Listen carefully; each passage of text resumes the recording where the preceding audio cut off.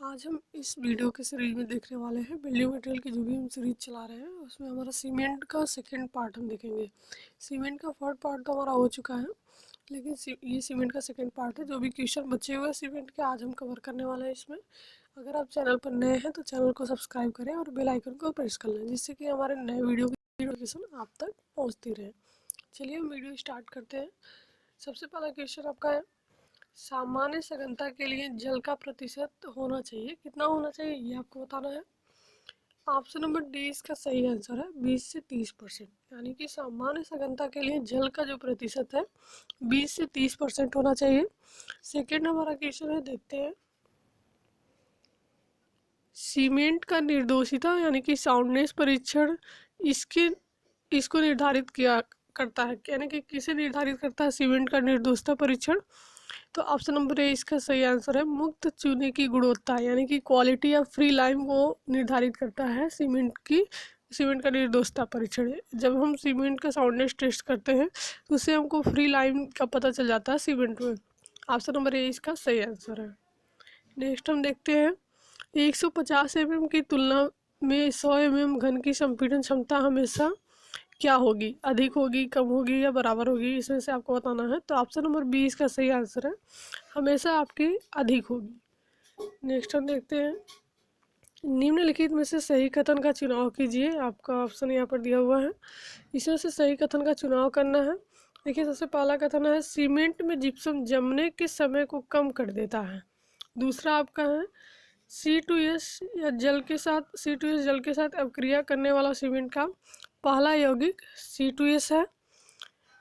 Next आपका है, रेत का स्थूलीकरण कम होता है जब इसके कण महीन हो। सभी विकल्प सही है, तो ऑप्शन नंबर डी इसका सही आंसर होगा, सभी विकल्प सही है।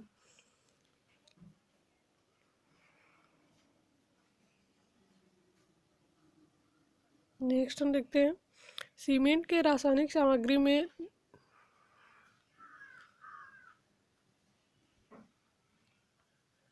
न्यूनतम प्रतिशत किसका होता है, ये आपको बताना है। सीमेंट की रासायनिक सामग्री में न्यूनतम प्रतिशत किसका होता है, मैग्नीशियम ऑक्साइड का या लौह ऑक्साइड या एल्यूमिना या चूना का। तो ऑप्शन नंबर ए इसका सही आंसर है, मैग्नीशियम ऑक्साइड का न्यूनतम मात्रा होता है। नेक्स्ट हम देखते हैं, सीमेंट के रासायनिक अवयवों के सही अनुपात का चुनाव कीजिए। जो रासायनिक अवयव जो केमिकल कंपोजिशन होते हैं सीमेंट के, जिससे मिलकर सीमेंट बनाए जाते हैं, तो उनके परसेंट में कितनी कितनी मात्रा में यूज करते हैं, उनका क्या सही अनुपात है। यानी कि सबसे पहले हम चूना आपका होता है, सिलिका होता है, एल्यूमिना होता है, लौह ऑक्साइड होता है। तो किसकी कितनी मात्रा में यूज करते हैं, चूने का हम 63% लेते हैं, सिलिका का हम 22% लेते हैं, एल्यूमिना का हम 6% लेते हैं।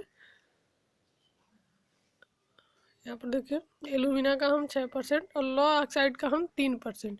तो यहाँ पर सही अनुपात आपका क्या है, ऑप्शन नंबर ए इसका सही आंसर है, चूना, सिलिका, एलुमिना और लौह ऑक्साइड, इसका अनुपात है 63, 22, 6 और 3।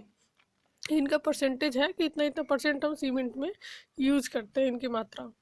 नेक्स्ट हम देखते हैं, यहाँ पर देख लीजिए, चूना हम 60 से 65% यूज़ करते हैं, सिलिका 20 से 25, एलुमिना हम 3% तक, लॉ ऑक्साइड हम 0.5 से 6%। नेक्स्ट हम देखते हैं, निम्नलिखित में से सही कथन का चुनाव कीजिए। इसमें चारों ऑप्शन में से कौन सा ऑप्शन आपका सही है ये बताना है। तो पहला ऑप्शन दिया हुआ है आपका, चूने की अधिकता से सीमेंट फैलता है और विघटित हो जाता है। दूसरा आपका है, सिलिका की अधिकता से सीमेंट धीरे धीरे जमता है। तीसरा आपका है, एलुमिना की अधिकता से सीमेंट की शक्ति में कमी आती है। तो तीनों ऑप्शन आपके सही है यहाँ पे, तो ऑप्शन नंबर डी इसका सही आंसर होगा। ऑल ऑप्शंस आर करेक्ट, सभी विकल्प सही है।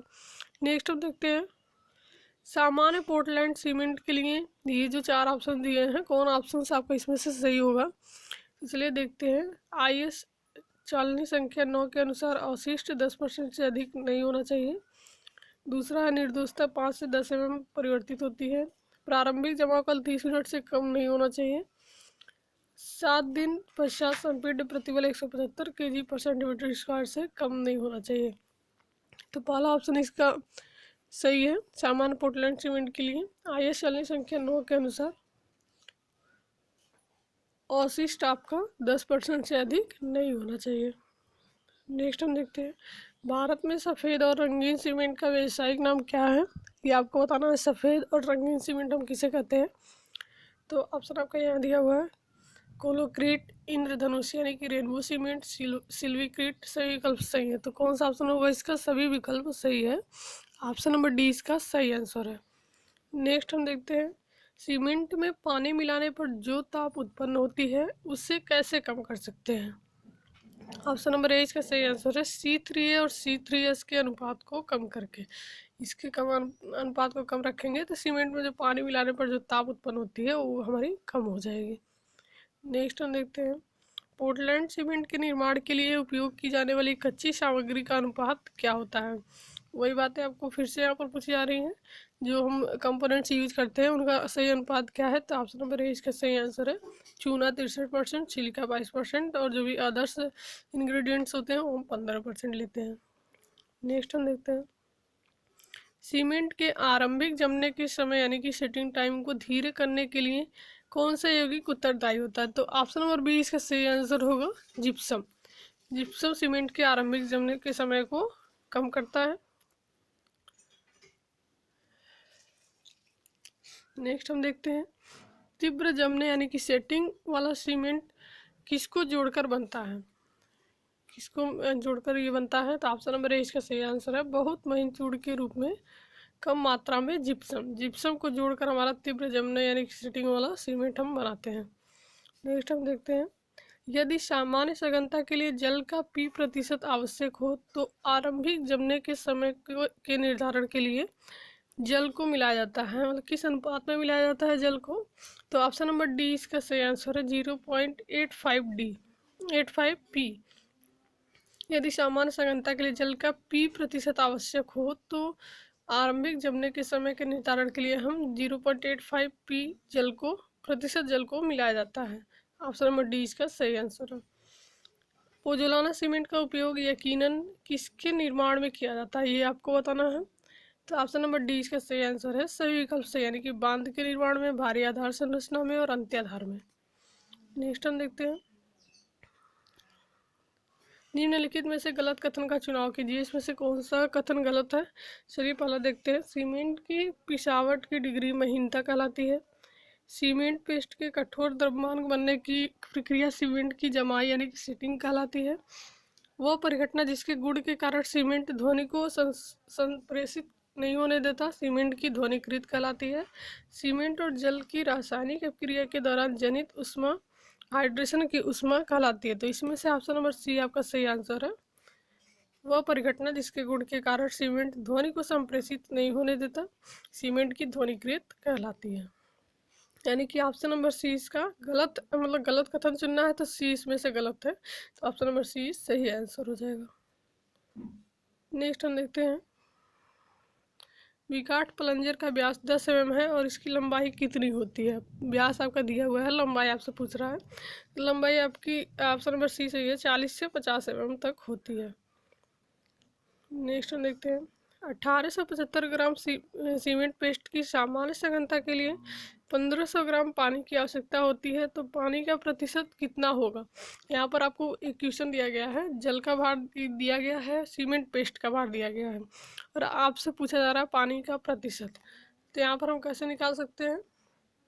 यहाँ पर चलिए देखते हैं, जल का भार आपका 1875 ग्राम सीमेंट पेस्ट का जो भार दिया गया है, यानी कि पेस्ट का भार आपका 1875 ग्राम है। जल का भार, जो वाटर का भार है वो हमारा 1500 ग्राम है। ठीक है, तो यहाँ पर सीमेंट का भार हम निकाल सकते हैं। सीमेंट जो पेस्ट आपका है इसमें जल भी होगा और सीमेंट भी होगा, और जल का अलग से भार दे दिया गया है। तो अगर हम सीमेंट पेस्ट के भार में से जल के भार को माइनस कर दें, 1875 माइनस 1500 यहाँ पर, तो आपका आ जाएगा 375 ग्राम। सीमेंट पेस्ट के भार में से अगर जल के भार को हम अलग कर देंगे तो केवल सीमेंट का भार हमको मिल जाएगा यहाँ से। तो 1875 में से 1500 माइनस करेंगे तो 375 ग्राम हमारा आ जाएगा सीमेंट का भार। अब हम पानी का प्रतिशत निकालते कैसे? फार्मूला क्या है? जो प्रतिशत हम निकालेंगे पानी का, उसका फार्मूला आपका है सीमेंट का भार अपान जल का भार इंटू 100। सीमेंट का भार आपका आ गया था 375 ग्राम। 375 ग्राम सीमेंट का भार है। जल का भार आपका 1500 ग्राम है, और इंटू 100 यहाँ से हम निकाल सकते हैं। तो यहाँ से जब डिवाइड करेंगे तो आपका आंसर आ जाएगा 25%। तो यहाँ से देखिए 25% कौन से ऑप्शन में है, ऑप्शन नंबर बी में 25% दिया हुआ है, तो 25% आपका सही आंसर हो जाएगा। तो इस तरह से हम निकाल सकते हैं इसको फार्मूले की मदद से। नेक्स्ट हम देखते हैं, अच्छे पोर्टलैंड सीमेंट के विशिष्ट सतह डैश वर्ग सेंटीमीटर या ग्राम में प्रदर्शित से कम नहीं होना चाहिए। कितने ग्राम से कम नहीं होना चाहिए, या फिर क्वेश्चन आपसे दूसरे तरह से पूछ सकता है, साधारण पोर्टलैंड 43 ग्रेड सीमेंट का पृष्ठीय क्षेत्रफल सेंटीमीटर स्क्वायर पर ग्राम इससे कम नहीं होना चाहिए। तो इसका ऑप्शन नंबर सी आपका सही आंसर हो जाएगा, 2250 ग्राम से कम नहीं होना चाहिए। नेक्स्ट हम देखते हैं, सीमेंट की शक्ति का विकास और इसकी सूक्ष्मता क्या होती है, ये आपको बताना है। सीमेंट की शक्ति का विकास और इसकी सूक्ष्मता आपकी ऑप्शन नंबर ए सही है, प्रत्यक्ष समानुपाती होती है। नेक्स्ट हम देखते हैं, सामान्य पोर्टलैंड सीमेंट का क्षणिक जमना यानी कि फ्लैश सेट आपका क्या कहलाता है, ये आपको बताना है। तो फ्लैश सेट आपका ऑप्शन नंबर ए सही है, अपरिपक्व कठोर यानी कि प्री मैच्योर हार्डनिंग कहलाता है। ऑप्शन नंबर ए सही आंसर है। दो ऑप्शन आपके यहाँ पर दिए हुए हैं, तो ए ऑप्शन ही आपका सही है। नेक्स्ट हम देखते हैं, कास्टिंग के बाद साधारण सीमेंट सूखने के बाद क्या होता है, फैलता है, सिकुड़ता है, इसमें से आपको बताना है। तो ऑप्शन नंबर सी आपका सही आंसर है, सिकुड़ता है। कास्टिंग के बाद साधारण सीमेंट सूखने के बाद सिकुड़ता है। नेक्स्ट हम देखते हैं, सीमेंट का हाइड्रेशन जल की डैश के साथ रासायनिक क्रिया के कारण होता है। किसके साथ रासायनिक क्रिया के कारण होता है, ये आपको बताना है। तो डी ऑप्शन सही है, सभी विकल्प सही है। पहला आपका है ट्राई कैल्शियम सिलिकेट और डाई कैल्शियम सिलिकेट, C3S और C2S, डाई कैल्शियम सिलिकेट और ट्राई कैल्शियम एल्यूमिनेट यानी कि C2S C3A, try calcium aluminate और टेट्रा कैल्शियम एल्यूमिनोफेराइट यानी कि C3A और C4AF। तो सभी विकल्प सही है, सभी के साथ इसकी रासायनिक क्रिया के कारण सीमेंट का हाइड्रेशन होता है। ऑप्शन नंबर डी सही आंसर होगा। नेक्स्ट हम देखते हैं, सीमेंट शुष्क चूर्ण प्राप्त करने के लिए चूना पत्थर और सेल या उनके घोल को घुड़ित भट्टी में डैश के तापमान के मध्य जलाया जाता है। किस तापमान पर जलाया जाता है, ये बताना है। तो डी ऑप्शन सही है, 1400 से 1500 डिग्री सेंटीग्रेड के तापमान पर 1500 डिग्री तापमान के मध्य जलाया जाता है। ऑप्शन नंबर डी इसका सही आंसर है। नेक्स्ट हम देखते हैं, सीमेंट के विभिन्न अयनों के मिश्रण को किस तापमान पर जलाया जाता है, ये भी बताना है आपको। जो भी कंपोनेंट्स यूज करते हैं सीमेंट के, उसको किस तापमान पर जलाया जाता है, तो सी ऑप्शन चाहिए, 1400 डिग्री सेंटीग्रेड पर। नेक्स्ट हम देखते हैं, पोर्टलैंड सीमेंट की गुणवत्ता नियंत्रण के लिए किया जाने वाला आवश्यक परीक्षण क्या होता है।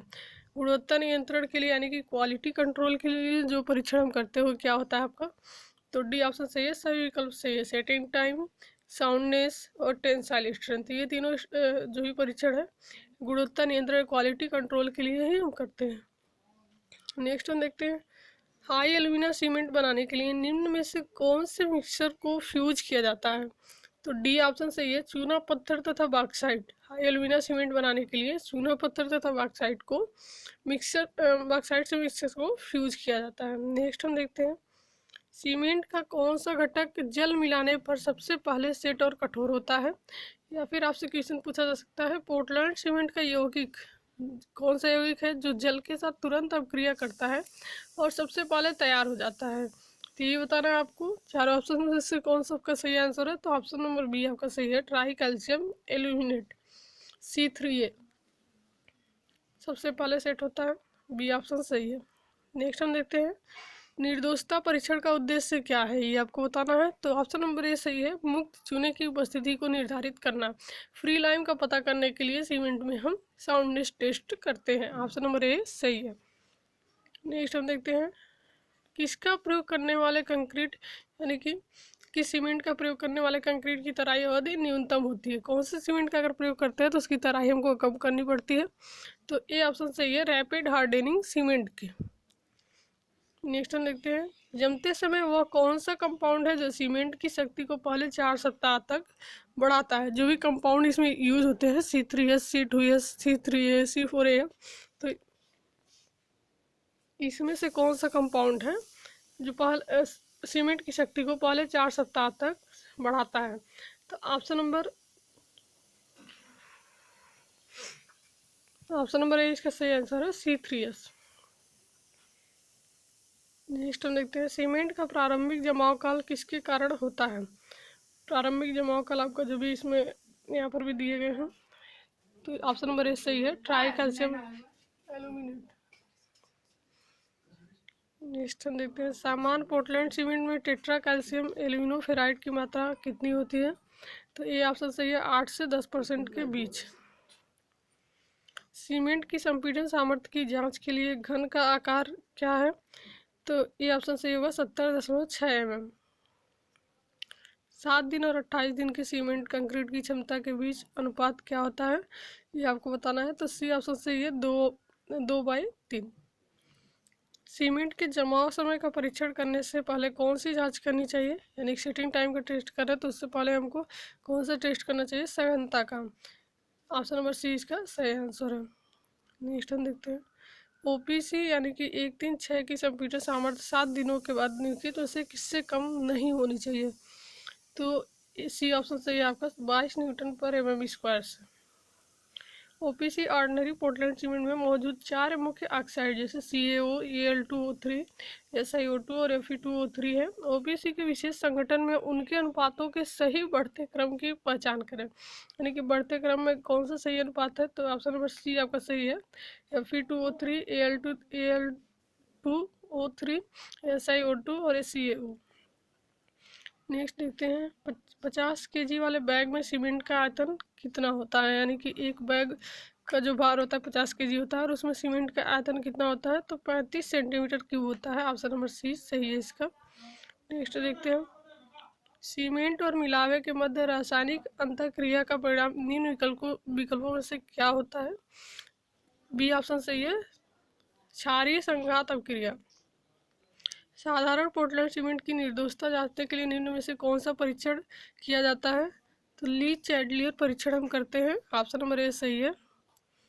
नेक्स्ट देखते हैं, निम्न में से कौन अनुपूरक सीमेंटीकरण पदार्थ नहीं है। तो डी ऑप्शन सही है, केओलिनाइट।